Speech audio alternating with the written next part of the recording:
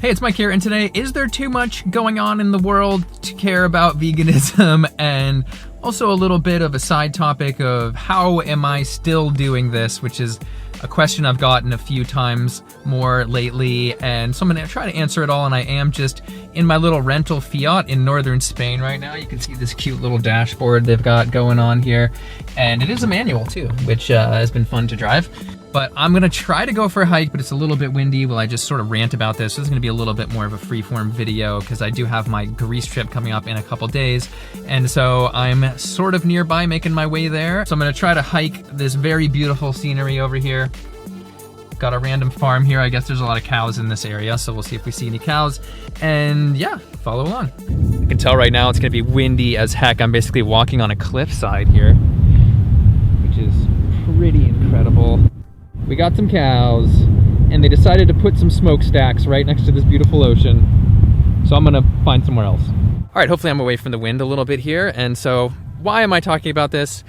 I think it's this idea that veganism kind of comes second, in the sense that if you don't have your own stuff figured out, your own concerns about humans, a lot of times people can't start to care about animals in the first place. So right now we obviously have conflicts in the Middle East. We've got, in the US where I am, a lot of turmoil. It feels a lot like you're living in a house with like fighting parents. I have really gone out of the way to not be as political on my channel.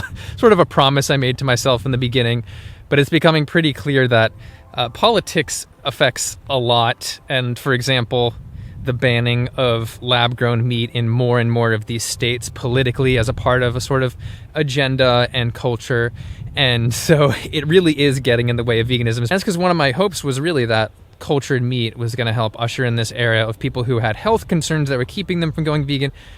And it would allow them to go vegan because they would still be eating those animal products, eating whatever vitamins or things they think that they need from animal products. So seeing that get politically blocked has also been very frustrating to me. Hola, cow cow. Hola. I don't care. And then it's also been political of whether or not you can label vegan products as vegan or not.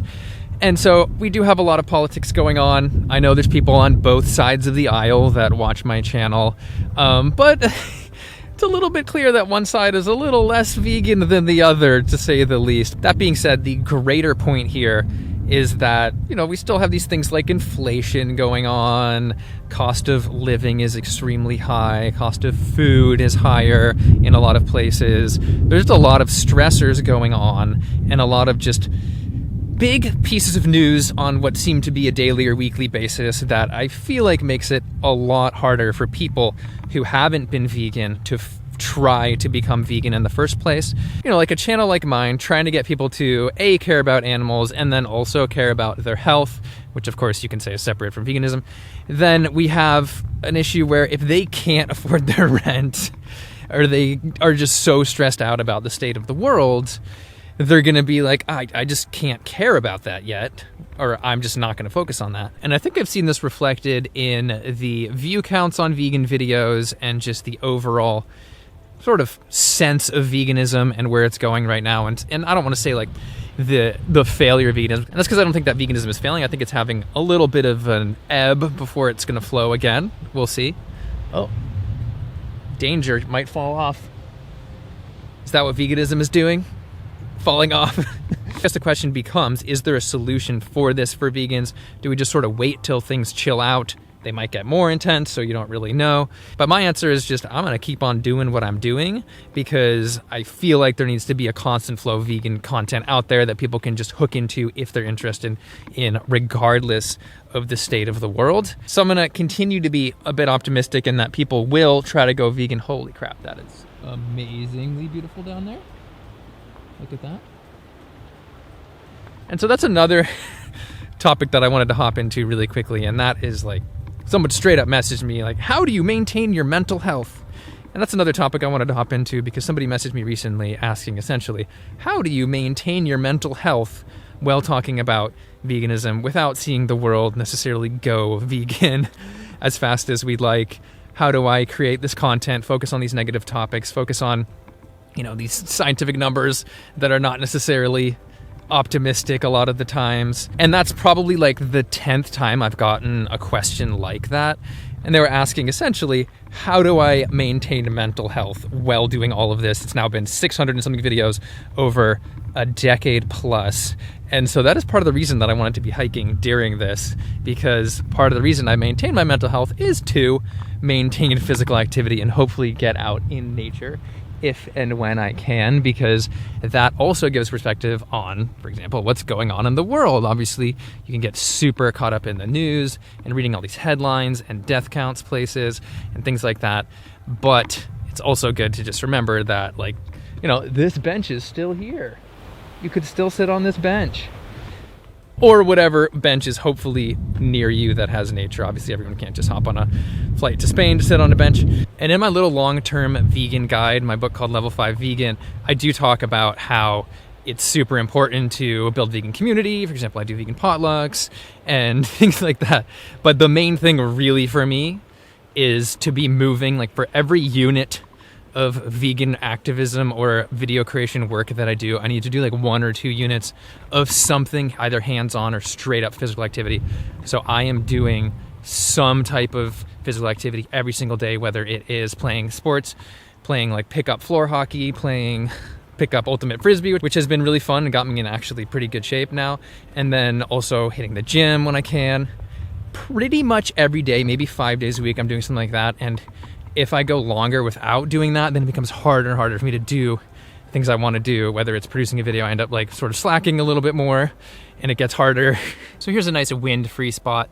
But to tie the two subjects together of what is going on with the world that is keeping people from being distracted or just stopping them from even thinking about making positive changes like going vegan, and then also working on some self-care, I do think that in a world where you really feel like you can't make larger change, sometimes the absolute best thing to do is to focus on yourself. And I've seen that happen a little bit more lately. You know, people deciding to work out harder, become healthier, etc., because that's something that they feel like they have control over, and more so lately because it is a little bit of a stress management tactic. So that's another reason I think it's good for people to keep on making vegan content, why I'm going to keep on doing what I want to do, because the smaller proportion of people that are going to be focusing on themselves, perhaps also focusing on their personal control to not purchase animal products and fund the animal agriculture industry. You know, I want to have content right there ready for those people to plug in and just feel like there's a vegan community that's still going. And that's a good reminder in this that there is still a solid vegan community. I mean, my 2 Greece trips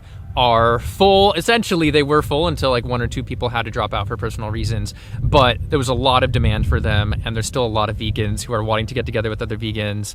UK Vegan Camp Out looked awesome this year. There's even going to be like a vegan life festival in Greece that I'm going to be going to. I'm going to vlog the Greece trip and then post that. You guys will be able to see that. And another good piece of vegan news in my book, or my personal experience recently, is I was just in Barcelona trying to eat all the delicious food, and so many of the vegan restaurants were packed with people. Another thing that's good to remember is that a lot of people, especially with their eyes on the US, were told, oh, these vegan companies, Beyond Meat, etc., they launched and they failed because there wasn't enough vegan demand.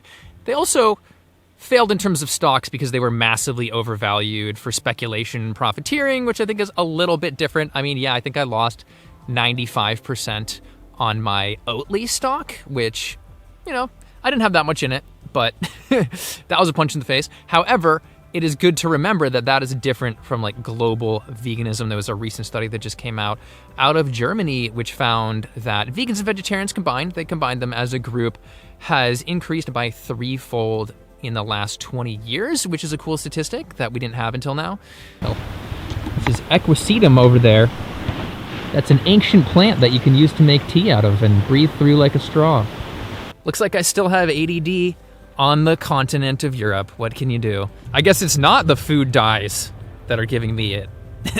Not to get too political again, but obviously that was a RFK Jr. health secretary reference who, yeah, and he's been putting beef tallow instead of vegetable oil as cooking oil, or at least encouraging it.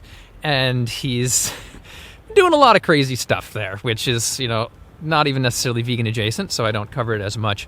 But I think it's part of this culture that makes me a little bit worried that veganism could be the next thing that's targeted. And this is a little bit paranoia, but just the idea that we're seeing some sort of censoring of people. I believe it was the president himself saying that people that just go and rag on him constantly should go to jail. And so it's sort of a little bit like an Eye of Sauron situation where if the administration is focused on you, something really bad could happen, but they sort of have to look at you and you have to become a target.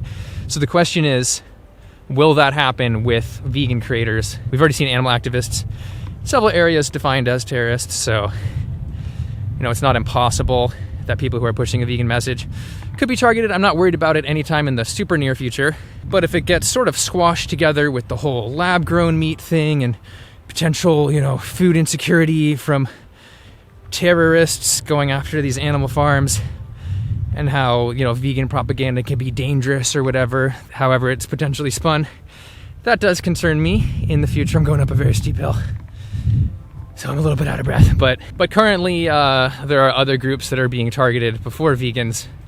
I just see it as a potential. I don't want to be predicting it, but it just makes me a little concerned. So all this being said, I'm going to keep fighting the good vegan fight. And that's another thing just about my channel, is that I was with a multi-channel network, which essentially is sort of like being with a little mafia.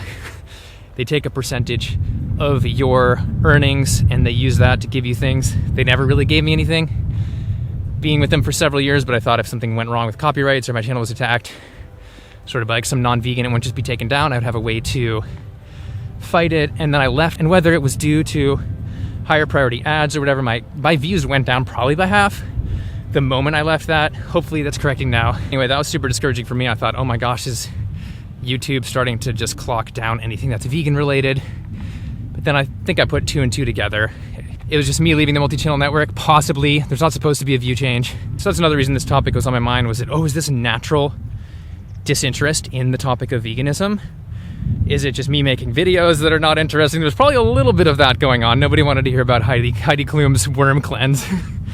But hopefully it'll recover. I don't think this will get a lot of views, but I don't think it's some larger plot against veganism at this point. Hopefully. Back in the car after that glorious walk, and my final thoughts, first of all, just a little bit of well wishes that the temperature of everything that is going on in the world right now can lower, not just for humans and the peace between humans, but also so that people can care a bit more about the vegan topic again and animals. Because again, it's like, if you don't have your needs met, you're gonna A, care less about other people, and then B, definitely be less likely to care about some animal suffering in some building somewhere. And I think a supporting piece of evidence for that, just from a people-on-people perspective, which is that when people don't have their needs met, they're more likely to steal or commit those types of crimes against other people. Destitute countries are more cruel to animals, because I think we see cruelty from all different cultures of different socioeconomic statuses. I do believe that we're more likely to see veganism pop up, again, where things are taken care of. And it's the same reason I believe that we're more likely to have artisans, etc., like why the Renaissance was able to have that birth of art, because society was at a point, you didn't just have to be a primary producer in the sense of like making food or making clothes or houses, etc. There was free time, so people were able to focus on extra things. It's a bit of a parallel in that you have to be able to focus on extra things in order to have vegan movements succeed, I think. Anyway, so here's to a vegan renaissance happening. And let me know down below what you guys think about all this. I'm sure you're gonna have some good insights. And yeah, this was a bit more of a rambly thoughts off the top of my head type of video, but I wanted to take you guys out into some nature, and I definitely needed a hike after all the traveling I've been doing, just finally getting over jet lag, etc. So yeah, feel free to like, subscribe, all that good stuff, and I'll see you in the next one. Thanks for watching.